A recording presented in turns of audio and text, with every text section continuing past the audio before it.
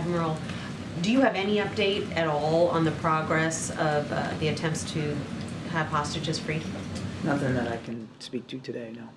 And the president said yesterday that if he has conveyed to the prime minister that if there is any way to buy some time to free these hostages, that there should be a humanitarian pause. But if there is no progress, how long should that pause last?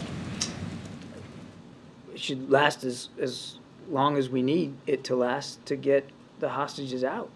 But to Kevin's question, I mean, a pause is by definition temporary and perhaps localized. Again, we can't assume that all these hostages are in the same place or in the same sets of conditions.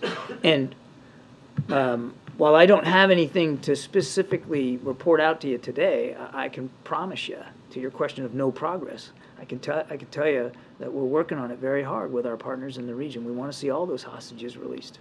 Right. I guess what I'm saying is, does Hamas need to show some effort to release more of these hostages in order to justify a humanitarian pause? Well, again, that gets into negotiating tactics, and I'm not going to do that. I mean, it would be foolhardy for me and dangerous if we started negotiating here in public in the briefing room about how those hostages how we can work to get them out. We need to keep that in private diplomatic channels, but the work is ongoing and aggressively so. And Hamas recently said that 50 of the hostages have been killed in Israeli bombing raids since the conflict began.